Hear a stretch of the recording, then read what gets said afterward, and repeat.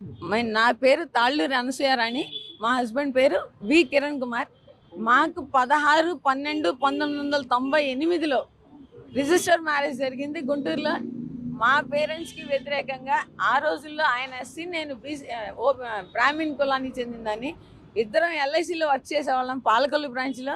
ఆ పాలకొల్లు బ్రాంచ్లో ఉన్నప్పుడు తను నన్ను పెళ్లి చేసుకుంటానని అడిగినప్పుడు నాకు పిల్లలు పుట్టే అవకాశం లేదు కాబట్టి నేను వద్దు పెళ్ళి అని చెప్తే, కాదు నాకు పిల్లలకి అడాప్షన్కి ఇష్టం, నాకు నేను అడాప్ట్ చేసుకుంటాను, పిల్లల్ని అడాప్ట్ చేసుకోవచ్చు, ఇద్దరం కలిసి అయినా అడాప్ట్ చేసుకోవచ్చు, అవసరం లేదని చెప్పి చేసుకున్నాడు. ఈవెన్ నా పాలకొల్లు ఎల్ఐసి కొలీగ్స్ అందరికీ ఈ విషయం తెలుసు, అందరూ కూడా చెప్తారు మీకు కావాలంటే. అలా పెళ్లి చేసుకుని వచ్చిన తర్వాత 2002లో మేము పాపని అడాప్ట్ చేసుకున్నాము. పాప ఇప్పుడు యుఎస్ వెళ్ళిపోయింది, మొన్న పెద్దదైంది, మొన్న యుఎస్ వెళ్ళింది. ఒక 10 years బ్యాక్ నాకు మళ్ళీ పిల్లలు కావాల్సిందే. తను అప్పుడు 10 years సుమారు ఎప్పుడంటే సార్ బాబు పుట్టిన 2002 అంటే తను 2012లో బాబు పుట్టాడు. 2002 పాప, 2012 బాబు. అయితే 2009 టైంలో తనకి రిజిస్ట్రేషన్ డిపార్ట్మెంట్లో డిఆర్గా విజయనగరంలో వచ్చింది జాబ్. వచ్చినప్పుడు మేము అప్పుడు అనుకున్నాము, సరే సరగేషన్కి వెళ్దాము, అప్పుడే కొత్తగా సరగేషన్ వచ్చింది, సరగేషన్కి వెళ్దాము, కనీసం తనకంటూ నేను కూడా న్యాయం చేసినట్టు ఉంటుంది, నా వల్ల ఒక పిల్లలు కలగలేదు కాబట్టి అని చెప్పి నేను ఒప్పుకున్నాను సార్ సరగేషన్కి. ఒప్పుకుంటే విజయనగరం బ్రాంచ్కి వెళ్ళి అక్కడ పనిచేస్తున్నట్టు పనిచేసి సెలవులకి మేము వెళ్ళంగానే ఒక అమ్మాయి విజయనగరం బ్రాంచ్లో భారతి అనే ఒక అవుట్ సోర్సింగ్ ఎంప్లాయీతో, నేను ఆ అమ్మాయి నాకు పిల్లల్ని కనిస్తానంటుంది, నేను పెళ్లి చేసుకుంటాను, మనం ఆ అమ్మాయిని పెళ్లి చేసుకుంటాను, ఆమె పిల్లల్ని కంటుంది, మన ఇద్దరు ఉద్యోగాలు చేసుకుందాం అని అడిగాడు సార్. నేను దానికి ఒప్పుకోలేదు, ఫైట్ చేశాను. చేసిన తర్వాత గుంటూరు వచ్చేసిన తర్వాత అహల్య నర్సింగ్ హోమ్లో డాక్టర్ ఉమాశంకర్ గారు మాకు సరగసి ద్వారా బాబునిచ్చారు. ఆ బాబు పుట్టిన తర్వాత కొన్ని అలవాట్లు మానుకుంటాడు అనుకున్నాను సార్. ప్రతి ఎక్స్ట్రా మ్యారిటల్ అఫైర్స్ పెట్టుకోను, అదే అన్న అంటే నీకు పిల్లలు లేదు, నాకు సుఖం లేదు అని యాక్సెప్ట్ చేయాలి, యూ హ్యావ్ టు యాక్సెప్ట్ అని గత 13 సంవత్సరాలుగా నన్ను వేధిస్తున్నాడు. కానీ ఎప్పటికైనా మారతాడు, పిల్లలు ఉన్నారు అనే ఉద్దేశం చూసుకున్నాను.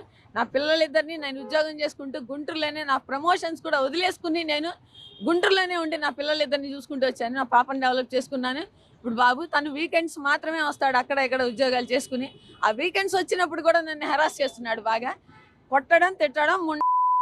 ఏదన్నా అంటే నేను ఒక హయ్యర్ క్యాడర్లో ఉన్నాను, నేను డిఐజీని, నువ్వు నా కాళ్ళ కింద బతకాలి నువ్వు, అంతే తప్ప నువ్వు ఎదురు చెప్పకూడదు, నాకు నేనేమేం చేస్తా, నేను ఎస్సీ ఎస్టీ అట్రాసిటీస్ పెడతా నువ్వు ఎదురు మాట్లాడితే అని చెప్పి నన్ను బెదిరించడం జరిగింది సార్ చాలాసార్లు.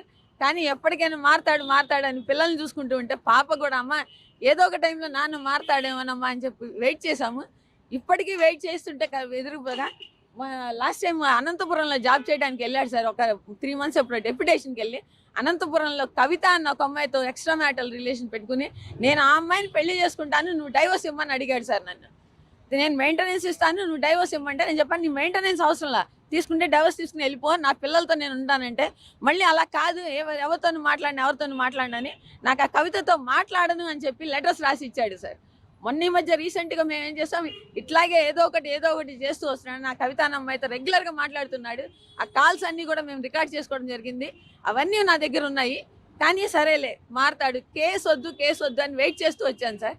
ఒక 10 months బ్యాక్ ఏం చేశాడంటే నెల్లూరులో మాధురి అన్న ఒక అమ్మాయితో ఒక ఎక్స్ట్రా మ్యారిటల్ రిలేషన్ పెట్టుకుని నెల్లూరులో తను ఉంటున్న అపార్ట్మెంట్కి ఆ అమ్మాయిని తీసుకొచ్చి ఆ అమ్మాయితో ఇల్లీగల్గా చేసి, ప్లస్ ఆ అమ్మాయిని ఇంటిమేట్గా ఉన్నప్పుడు ఫొటోస్ తీశాడు సార్, ఆ అమ్మాయిని సెల్ఫీలు తీశాడు సార్. ఆ అమ్మాయితో అది మాట్లాడితే నేను అది పట్టుకున్నాను సార్. అది పట్టుకున్నప్పుడు వాళ్ళందరూ కలిసి టూర్ వెళ్తే అప్పుడు ఆ అమ్మాయితో ఫొటోస్ దిగితే ఎవరి అమ్మాయి అని అడిగితే నా ఇష్టం అన్నాడు సార్. ఆ అమ్మాయి నాకు కాల్ చేసి మాట్లాడింది. నేను చెప్పాను, అమ్మాయి ఇతనికి చాలా ఎఫ్ఐస్ ఉన్నాయి, నువ్వు ఇలాంటి పనులు చేస్తున్నావు, నీ లైఫ్కే డేంజర్ అంటే ఆ అమ్మాయి నాతో చెప్పింది, మేడం నేను ఇంకెప్పుడు కూడా నేను తప్పు చేశాను, నేను ఇంకెప్పుడు కూడా చేయను, మీకు నేను మాట ఇస్తున్నాను, మీకు ఎప్పుడైనా అవసరమైనా నేను కూడా హెల్ప్గా ఉంటాను, నన్ను బ్లాక్మెయిల్ చేశాడు, నన్ను హెరాస్ చేశాడు, నాకు అపాయింట్మెంట్ ఇవ్వడానికి ఇంటికి రమ్మన్నాడు మేడం అని ఆ అమ్మాయి చెప్పిన మెసేజెస్ కూడా నా దగ్గర ఉన్నాయి మొత్తం అన్నీ. నేను మొన్న 10 months బ్యాక్ తన ఇంట్లోంచి వెళ్ళిపోయాడు సార్. నేను రాను ఇంటికి, నేను వెళ్ళిపోతాను అని కేసు లేదు ఏమొద్దు అని చెప్తే మా యూనియన్ వాళ్ళు అందరూ వస్తే ఒక 10 మంది సంతకాలు పెద్దల సమక్షంలో సంతకాలు పెట్టుకుని ఇంటి మెయింటెనెన్స్, పిల్లల చదువులు తను చూసుకునేలాగా, పిల్లల తల్లి దగ్గర ఉండేలాగా రాసి ఇచ్చి తను బయటికి వెళ్ళిపోయాడు సార్. ఎప్పుడన్నా హెల్త్ కండిషన్స్ బాగాలేనప్పుడు ఒకళ్ళనొకళ్ళని చూసుకోవాలి అంటూ ఒక అగ్రిమెంట్ ఇచ్చాడు. మీ మీడియా వాళ్ళకి నేను అది కూడా పంపిస్తాను. అవన్నీ రాసి ఇచ్చి వెళ్ళిపోయాడు సార్. వెళ్ళిపోయి కూడా మాటికి వస్తాడు, వచ్చి ఇంట్లో నువ్వు ఎలా ఉంటావే, నువ్వు బయటికి పోవే అంటాడు సార్.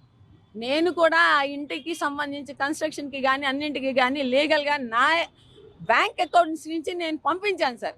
తనకేంటంటే రిజిస్ట్రేషన్ డిపార్ట్మెంట్లో పనిచేస్తున్నాను, నాకు కోట్ల డబ్బులు సంపాదించి ఆ గర్వం పెరిగిపోయి అదేంటంటే అవన్నీ కూడా ఇల్లీగల్గా సంపాదించే సంపాదనలు అన్నింటినీ కూడా నాటకాలు ఆడి బినామీల పేర్లు పెట్టుకుని అవన్నీ చేసి నన్ను హెరాస్ చేస్తున్నాడు. నిన్న ఇంటికి వచ్చాడు సార్. మొన్న శనివారం నేను బాబు కలిసి విజయవాడలో మా ఫ్రెండ్ ఫంక్షన్ ఉంటే మేము వెళ్ళాము విజయవాడకి. ఎందుకు వెళ్ళాలి, బాబుని ఎందుకు తీసుకెళ్ళాలి అని చెప్పి నిన్న పొద్దున వచ్చి ఎందుకు వెళ్ళావు నువ్వు అని చెప్పి కొట్టాడు. నేను నీతోనూ ఎక్కడికన్నా టూర్స్కి వస్తున్నాను, అమ్మతో వెళ్ళటంలో తప్పే ఉంది అని బాబు అడిగాడు సార్. బాబు ఆర్గ్యూ చేశాడని చెప్పి బాబుని ఒక క్రికెట్ స్టంప్స్ ఉంటాయి ప్లాస్టిక్ స్టంప్స్ పెట్టి కొట్టాడు సార్. బాబు పెద్దగా అమ్మ అమ్మ అని ఏడిస్తే నేను వెళ్ళి ఎందుకు చిన్న విషయానికి కొడతావు అని చెప్పి నేను అడ్డం పెడితే నన్ను కొట్టేసి నా యాంకిల్స్ మీద నా అరికాళ్ళ మీద మనిషి నిలబడి తొక్కేశాడు సార్. నన్ను లేవనివ్వకుండా వెనక్కి తోసి పడేసేసాడు. నా బ్యాక్ అంతా దెబ్బ తగిలింది, నా మీదకి బాబుని తోసేశాడు. బాబు అడ్డం పడి అమ్మని కొట్టొద్దు అని అన్నా కానీ కాళ్ళు రెండింటి మీద నిలబడిపోయి ఇది నా ఇల్లు, నా ఇష్టం, నేను ఏమైనా చేస్తా, మీరు ఉంటారా బయటికి పోతారా, అవసరమైతే నేను మర్డర్ చేసి జైలుకి వెళ్ళిపోతాను, నేను దరిద్రం వదిలిపోతుంది అన్నాడు సార్. నిన్న ఆ వాయిస్ రికార్డ్స్ అంతా నేను వాయిస్ రికార్డ్ చేశాను స్టేషన్కి. నిన్న ఇది వచ్చిన తర్వాత కేసుకి మేము కేసు ఫైల్ చేశాను సార్. నేను నిన్న రమేష్ హాస్పిటల్స్లో జాయిన్ అయ్యాను, దానికి కేసు ఫైల్ చేశాను. ఫైల్ చేసి ఇంటికి వెళ్ళిపోయాను. నేను ఏం మాట్లాడలేదు. నేను ఇప్పుడు మా పేరెంట్స్ వచ్చారు చాలా సంవత్సరాల తర్వాత, నన్ను చూసి నా బాధలు చూస్తున్నారు గత 3-4 సంవత్సరాలుగా. వచ్చేయమ్మా ఇంటికి బందరు ట్రాన్స్ఫర్ పెట్టుకుని వచ్చాయంటే మళ్ళీ బాబుని దూరం చేయడం ఇష్టం లేదు, తండ్రికి పిల్లల్ని దూరం చేయకూడదని నేను అట్లాగే ఉండిపోయాను సార్. పిల్లలు కూడా మనం ఎక్కడికి వెళ్ళదు, మనం తప్పు చేయలేదు, మనం ఈ ఇంట్లోనే ఉందామని చెప్పి వాళ్ళు అంతే అన్నారు. మేము అట్లాగే ఉన్నాం సార్ అదే ఇంట్లో. అయితే నిన్న కొట్టాడని చెప్పి నేను క్యాష్ ఫైల్ చేసి వెళ్ళిపోయాను. ఇప్పుడు మా పేరెంట్స్ వచ్చారు సాయంత్రం, మా అన్నయ్య మా వాళ్ళు అందరూ వచ్చారు. వస్తే వాళ్ళు నా కాళ్ళు నడవలేని తనని చూసి రైలుపేటలో మా పిన్ని గారు ఉంటారు, వాళ్ళ ఇంట్లో 4 రోజులు ఉంది కానీ అమ్మ ఈ ఇంట్లో నిన్నే ఉండొద్దు అంటున్నాడు. ఇంక ఇప్పుడు మేము తోడుగా ఉంటే కనుక మమ్మల్ని కూడా నా ఇంటికి మిమ్మల్ని ఎవడు రమ్మన్నాడు అని చెప్పి అడుగుతాడు. కాబట్టి వద్దు మనం అక్కడికి వెళ్దామంటే నేను బాబు వాళ్ళతో బయలుదేరామండి. బయలుదేరితే అడ్డం పడిపోయాడు, వ్యాన్కి అడ్డం పడిపోయి భారత్పేట 6th లైన్లో సచివాలయం రోడ్లో నా కొడుకుని తీసుకెళ్ళడానికి వీల్లేదు నువ్వు అన్నాడు. తల్లికి పిల్లలు తల్లి దగ్గర ఉంటారు అని రాసి ఇచ్చిన వాడు కొడుకుని తీసుకెళ్ళలేదు దానికి వీల్లేదని ఎలా అంటాడు సార్? తనకి ఎంత హక్కు ఉందో కొడుకు మీద నాకు అంతే హక్కు ఉంది. నేను అతనికి శిక్ష పడాలని కోరుతున్నాను సార్. మమ్మల్ని హెరాస్ చేస్తున్నాడు. పోలీసులు చాలా బాగా స్పందించారు సార్. నిన్న నాకు వెంటనే నేను ఫోన్ చేయగానే నాకు రమేష్ హాస్పిటల్స్కి వచ్చారు, నాకు బాగా సపోర్ట్ చేశారు. అమ్మ మీరేం భయపడద్దు, మేము కేసు ఫైల్ చేస్తున్నాం అన్నారు. రాత్రి 2:30కి నాకు కేసు ఫైల్ చేసి ఎఫ్ఐఆర్ ఫైల్ చేశామని పంపించారు.